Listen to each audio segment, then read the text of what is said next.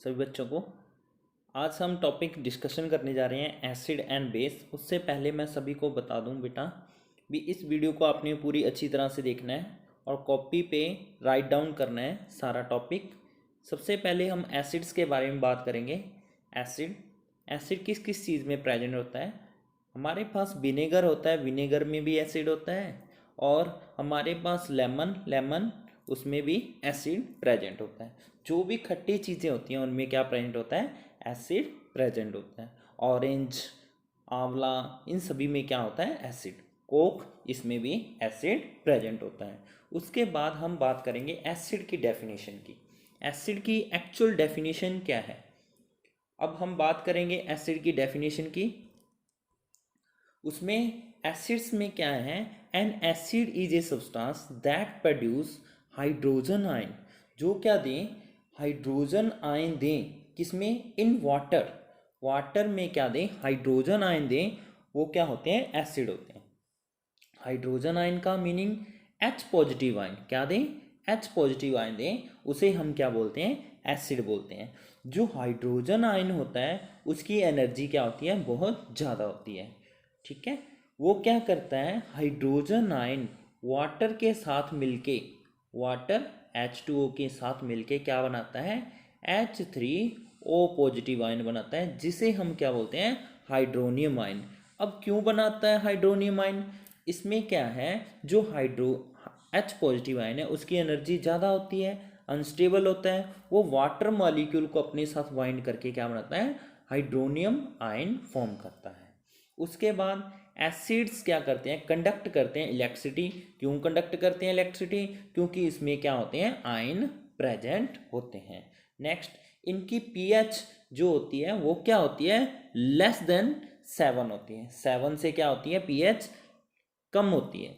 उसके बाद पीएच का मीनिंग पावर ऑफ हाइड्रोजन, या क्या बोल देते हैं, potential of hydrogen.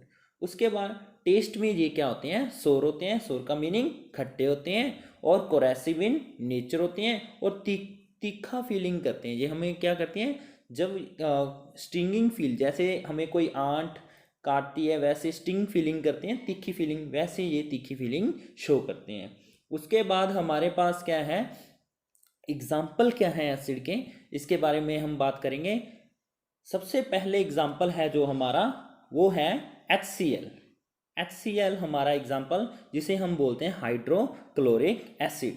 Hydrochloric acid है, जैसे हमारे स्टमक में भी गास्ट्रिक जूस होता है, HCl का बना होता है। ठीक है, गास्ट्रिक जूस बोलते हैं इन स्टमक, वो क्या होता है, हाइड्रोक्लोरिक एसिड ही होता है। उसके बाद सल्फ्यूरिक एसिड H2SO4, ये कार बैटरी में यूज़ करते हैं, जो इन्वर्टर में यूज़ करते हैं, सल्फ्यूरिक एसिड यूज़ करते हैं। Nitric acid HNO3। ठीक है, इससे क्या बनते हैं, फर्टिलाइज़र जो एग्रीकल्चर में काम लिए थे वहाँ पे प्रिपरेशन किए जाते हैं HNO3 की मदद से। उसके बाद हमारे पास वीक एसिड भी होते हैं, जैसे हमारे पास कार्बोनिक एसिड, उसके बाद सिट्रिक एसिड, उसके बाद एसिटिक एसिड। ये सारे क्या होते हैं, एसिटिक एसिड को क्या बोलते हैं, विनेगर बोलते हैं। ठीक है, उसके बाद सिट्रिक एसिड किस में होता है, लेमन में प्रेजेंट होता है। ठीक है बेटा, फिश जो ड्रिंक हम पीते हैं उसमें क्या होता है, कार्बोनिक एसिड होता है। नेक्स्ट, उसके बाद हम बात करेंगे कौन सा हमारे पास क्या है, हमारे पास जैसे सल्फ्यूरिक एसिड है। अब यदि सल्फ्यूरिक को एसिड तब बोलेंगे जब वो एक्वस कंडीशन में होगा। एक ए और क्या का मीनिंग है, एक्वस कंडीशन में, उसको वो क्या बोलेंगे, सल्फ्यूरिक एसिड। तो ये एसिडिक कंडीशन में है तो इसको एसिड बोलेंगे। नाइट्रिक एसिड एक्वस कंडीशन में एसिडिक की तरह बिहेव करेगा। और उसके बाद इथेनोइक एसिड, या क्या बोलते हैं कॉमन नेम एसिटिक एसिड, ये भी क्या है, एसिड की तरह बिहेव करेगा। नेक्स्ट है हमारे पास वाटर। वाटर क्या होता है, न्यूट्रल।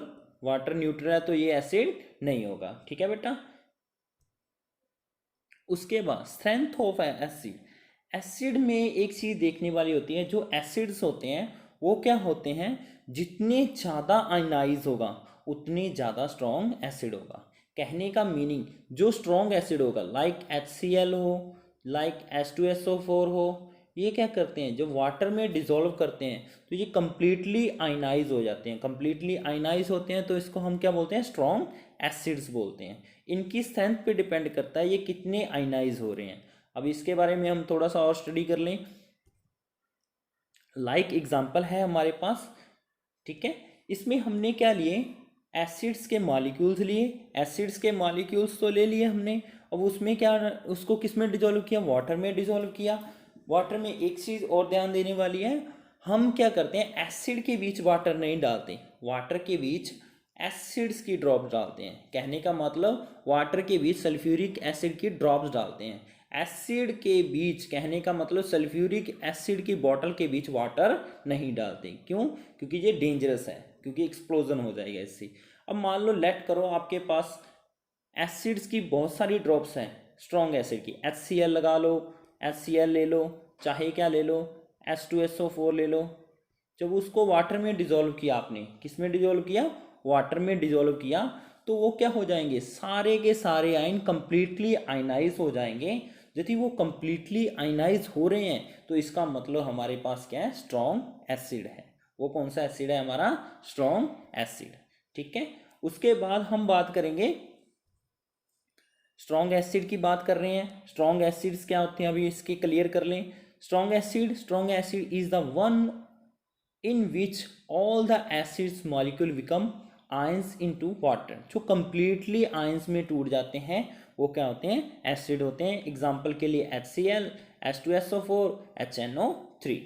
उसके बाद हम बात करेंगे वीक एसिड की। अब वीक एसिड के बीच हमने क्या लिए, नंबर ऑफ मॉलिक्यूल्स हैं हमारे पास एसिड्स के बहुत सारे, उसको वाटर के बीच डिजोल्व किया हमने। वाटर के बीच जब डिजोल्व करते हैं, उसके कुछ मॉलिक्यूल तो वैसे के वैसे पड़े रहते हैं और कुछ मॉलिक्यूल्स क्या हो जाते हैं, ब्रेक हो जाते हैं।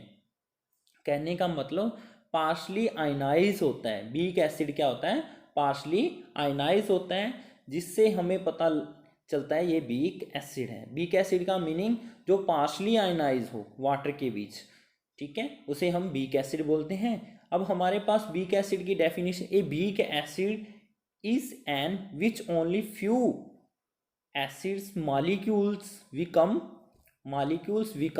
Ions in A water. कुछ मॉलिक्यूल्स आयंस क्या हों, आयनाइज हों, मॉलिक्यूल्स बिकम आयनाइज, कौन से, फ्यू, कुछ मॉलिक्यूल ही आयनाइज होते हैं, उन्हें हम क्या बोलते हैं, weak acid. Like acetic acid, vinegar, citric acid जो हमारा लेमन में होता है, कार्बोनिक एसिड यूज़ करते हैं जो हम ड्रिंक में, ये क्या होते हैं, वीक एसिड्स होते हैं, ठीक है। नेक्स्ट हम बात करेंगे केमिकल प्रॉपर्टी ऑफ मेटल्स। अब इस टॉपिक को हमने ध्यान से स्टडी करना है। जो मेटल्स होती हैं, मेटल जब एसिड्स के साथ रिएक्ट करती हैं, एसिड डाइल्यूट, डाइल्यूट का मीनिंग होता है जो जिसके बीच वाटर ऐड हो एक्वस कंडीशन में। जब मेटल एसिड्स के साथ रिएक्ट करती हैं तो क्या फॉर्म करेंगी, साल्ट फॉर्म करेंगी, और साथ में कौन सी गैस निकालेंगे, हाइड्रोजन गैस निकालेंगे। जो हाइड्रोजन गैस को हम कैसे पता लगेगा भी वो जो हाइड्रोजन गैस है, तो हमें हाइड्रोजन गैस को चेक करने के लिए जो हमारी गैस है उसको हमें सोप वाटर में से पास करवाना होगा। सोप वाटर में से जब इसको पास करवाएंगे तो क्या निकलेंगे, बबल्स निकलेंगे। बबल्स के पास जब आप कोई भी आग लेके जाओगे, मोमबत्ती जलती हुई लेके जाओगे, तो वो किस तरह साउंड करेगी, पॉप साउंड करेगी, जिससे आपको क्लियर हो जाएगा, फटफट की आवाज़ आएगी, जिससे हमें क्लियर हो जाएगा वो क्या है, हाइड्रोजन गैस है। उसके बाद हम बात करेंगे, अब इसकी रिएक्शंस की बात कर रहे हैं हम। लाइक एग्जांपल हम बात कर रहे हैं इसकी, एग्जांपल है हमारे पास बेटा मैग्नीशियम, एक मेटल है, जब उसको डाइल्यूट हाइड्रोक्लोरिक एसिड के साथ रिएक्ट करेंगे तो क्या बनेगा, मैग्नीशियम क्लोराइड, साथ में क्या निकलेगी, हाइड्रोजन गैस निकलेगी। एक चीज़ आपने ध्यान रखना है, रिएक्टिविटी सीरीज के अकॉर्डिंग जो हाईली रिएक्टिव मेटल्स हैं, हाइड्रोजन से पहले वाली मेटल्स हैं, जो डाइल्यूट एसिड के साथ रिएक्ट करेंगी वो हाइड्रोजन गैस ही प्रोड्यूस करेंगी। अब उसके बाद है कैल्शियम, कैल्शियम को सल्फ्यूरिक एसिड के साथ रिएक्ट किया तो calcium sulphate plus hydrogen gas form हुई। उसके बाद जिंक, जिंक को सल्फ्यूरिक एसिड के साथ रिएक्ट किया तो क्या फॉर्म हुआ, zinc sulphate plus hydrogen gas produce हुई। इसके बाद हमने एक चीज़ और स्टडी करनी है, जो पहले उस टॉपिक को थोड़ा सा कंप्लीट कर लें। जो हमारे पास क्या है, जो एसिड के साथ रिएक्ट करते हैं तो हाइड्रोजन गैस निकलती है। एक एग्जांपल वहाँ पे है, जो भी हाईली रिएक्टिव मेटल्स होगी, हाईली रिएक्टिव मेटल जब HNO3 के साथ ट्रीट करेगी, किसके साथ, HNO3 के साथ रिएक्ट करेगी हाईली रिएक्टिव मेटल, तो क्या निकालेगी, वाटर फॉर्म करेगी। क्या फॉर्म करेगी, वाटर। और वाटर क्यों फॉर्म हुआ, निकलता तो एसिड ही, निकलता तो हाइड्रोजन गैस ही है, बट HNO3 क्या होता है, स्ट्रॉन्ग ऑक्सीडाइजिंग एजेंट होता है। क्या होता है, HNO3 स्ट्रॉन्ग ऑक्सीडाइजिंग एजेंट होता है। वो हाइड्रोजन के साथ ऑक्सीजन को ऐड कर देता है, तो किस में चेंज हो जाता है, वो वाटर में चेंज हो जाता है। इसीलिए HNO3 के केस में क्या निकलता है, वाटर फॉर्म होता है। क्या होता है बेटा, वाटर फॉर्म होता है। बस एक एक्सेप्शनल केस देखना पड़ेगा, मैग्नीशियम Mg और Mn, मैग्नीज, दो मेटल ऐसी हैं जो डाइल्यूट HNO3, कहने का मतलब 1% या क्या हो 2% हो HNO3 का सोल्यूशन, उसके केस में क्या निकालती हैं, ये हाइड्रोजन गैस निकालती हैं। बाकी सभी मेटल्स क्या करती हैं, वाटर फॉर्म करती हैं। क्लियर बेटा। इसके बाद हम बात कर रहे हैं metal carbonate react with metal carbonate. अब बात कर रहे हैं मेटल कार्बोनेट की, किसके साथ, एसिड्स के साथ रिएक्ट करते हैं, तो क्या फॉर्म करते हैं, साल्ट फॉर्म करते हैं, और साथ में क्या फॉर्म करते हैं, वाटर, और साथ में कार्बन डाइऑक्साइड निकलती है। कौन सी गैस निकलती है, कार्बन डाइऑक्साइड। ये चीज़ ध्यान रखनी है आपने, जब मेटल कार्बोनेट एसिड के साथ रिएक्ट करते हैं तो कौन सी गैस निकलती है, कार्बन डाइऑक्साइड। और पीछे वाले केस में हमारी जब मेटल एसिड के साथ रिएक्ट की थी तो हाइड्रोजन गैस निकली थी। अब बात करें मेटल कार्बोनेट जो रिएक्ट करते हैं एसिड के साथ, तो कार्बन डाइऑक्साइड फॉर्म होती है। उसके बाद हम बात करेंगे इसके एग्जाम्पल्स की। अब हमारे पास कार्बोनेट के एग्जाम्पल्स हैं, जैसे हमारे पास मैग्नीशियम कार्बोनेट, हमारे पास क्या है, MgCO3, उसको हमने डाइल्यूट सल्फ्यूरिक एसिड के साथ ट्रीट किया तो साल्ट फॉर्म हुआ, साथ में वाटर, साथ में कौन सी गैस निकली, CO2 गैस फॉर्म हुई। अब ऐसे एग्जांपल हम कैल्शियम कार्बोनेट का लिया, सल्फ्यूरिक एसिड के साथ रिएक्ट किया तो कैल्शियम सल्फेट, और साथ में हमारा क्या निकला, वाटर और CO2। हमें कैसे पता लगेगा ये गैस CO2 है, जब हम इसको लाइम वाटर, कौन से, लाइम वाटर में से पास करेंगे तो ये क्या हो गया, मिल्किश कलर का प्रेसिपिटेट फॉर्म करेंगे, जिससे हमें क्लियर हो जाएगा ये चीज़ क्या है, CO2 है। और उसके लाइम वाटर का फॉर्मूला होता है CaOH की ट्वाइस, जिसको हम बोलते हैं कैल्शियम हाइड्रोक्साइड। ठीक है। उसके बाद है हमारा, जब हम इसको लाइम वाटर में से पास करते हैं, जब हम इसको लाइम वाटर में से पास करें, लाइम वाटर में से पास करते हैं तो वाइट प्रेसिपिटेट फॉर्म होते हैं, जिससे हमें क्लियर होता है ये गैस है वो हमारी कौन सी है, CO2 है। उसके बाद नेक्स्ट जो एग्जांपल है हमारा, जब अल्कली और एसिड रिएक्ट करेंगे तो क्या फॉर्म करते हैं, साल्ट प्लस वाटर फॉर्म करते हैं। क्या फॉर्म करते हैं, अल्कली प्लस एसिड क्या फॉर्म करते हैं, साल्ट और वाटर फॉर्म करते हैं। इसके हम कुछ एग्जांपल देते हैं। एग्जांपल के लिए हमारे पास है हमारे पास है मेटल ऑक्साइड, बेस है, एक्चुअली NaOH है, NaOH क्या है, एक बेस। मेटल ऑक्साइड जिसको हम बोलते हैं मेटल ऑक्साइड भी बोल सकते हैं, मेटल ऑक्साइड का मीनिंग मैग्नीशियम ऑक्साइड भी बोल सकते हैं, कुछ एग्जांपल ले सकते हैं मेटल ऑक्साइड के, पर हम यहाँ पे एग्जांपल रहे हैं बेस का NaOH प्लस साथ में क्या है, sulphuric acid. Strong base strong acid मिलके क्या बनाएंगे, साल्ट प्लस क्या बनाएंगे, वाटर फॉर्म करेंगे। इस रिएक्शन को हम बोलते हैं न्यूट्रलाइजेशन रिएक्शन। मोस्ट इंपॉर्टेंट है ये। न्यूट्रलाइजेशन रिएक्शंस क्या होती हैं, जब बेस स्ट्रॉन्ग बेस और स्ट्रॉन्ग एसिड रिएक्ट करते हैं तो क्या फॉर्म करते हैं, साल्ट प्लस वाटर फॉर्म करें तो उसको हम बोलते हैं न्यूट्रलाइजेशन रिएक्शन। अब हमारे पास स्ट्रॉन्ग KOH बेस है, उसको सल्फ्यूरिक एसिड के साथ रिएक्ट किया तो क्या बना, साल्ट प्लस क्या फॉर्म हुआ, वाटर फॉर्म हुआ। तो ये भी क्या है, न्यूट्रलाइजेशन रिएक्शन है। जब स्ट्रॉन्ग बेस और स्ट्रॉन्ग एसिड रिएक्ट करते हैं तो क्या फॉर्म करते हैं, साल्ट और वाटर फॉर्म करते हैं। इसके बाद हमारे पास है एसिड्स के यूज़ क्या हैं, एसिड कहाँ कहाँ यूज़ होते हैं। अभी आपको पहले भी स्टडी कर चुके हैं एसिड क्या है। जो कार की बैटरी होती हैं, ऑटोमोबाइल्स होते हैं, जितनी बैटरी होती हैं, जहाँ इन्वर्टर होता है, उनमें हम सल्फ्यूरिक एसिड यूज़ करते हैं। उसके बाद आयरन स्टील, वहाँ पे हमने रस्ट रिमूवल करने के लिए हम यूज़ करते हैं सल्फ्यूरिक एसिड का और हाइड्रोक्लोरिक एसिड का। और हम विनेगर का यूज़ करते हैं फूड को प्रिजर्व करने के लिए। और बहुत सारे फर्टिलाइज़र फॉर्म करने के लिए हम क्या यूज़ करते हैं, नाइट्रिक एसिड का यूज़ करते हैं। और सल्फ्यूरिक एसिड का यूज़ हम कई बार डिटर्जेंट में भी करते हैं। उसके बाद हमारे पास बेस, बेस क्या होते हैं। अब बेस किस किस चीज़ में पाए, बेकिंग सोडा उसमें भी बेस हो, हमारा क्लीनिंग एजेंट यूज़ करते हैं उसमें भी बेस यूज़ करते हैं। जैसे सोप हो, सोप जो हम हैंड वॉश करते हैं सोप से, उसमें भी बेस यूज़ करते हैं, उसमें KOH और NaOH यूज़ करते हैं। होता क्या है बेस, इसके बारे में बात करेंगे। जो OH नेगेटिव आयन दें उन्हें हम क्या कहते हैं, बेस बोलते हैं। जैसे एग्जांपल के लिए हम बात करेंगे इसकी बेस की। अब बेस की डेफिनेशन क्या है, an alkali is a substance that produce hydroxide ion. जो क्या दें, हाइड्रोक्साइड आयन दें, किसमें, वाटर में।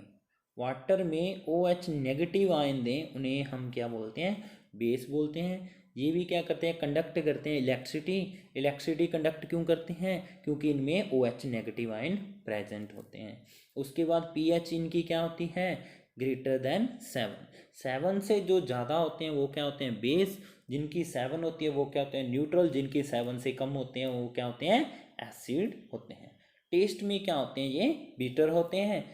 इट इज ए कास्टिक होते हैं और कोरेसिव इन नेचर होते हैं। हमने बात करनी है बेस क्या होते हैं, जो OH नेगेटिव आयन देते हैं।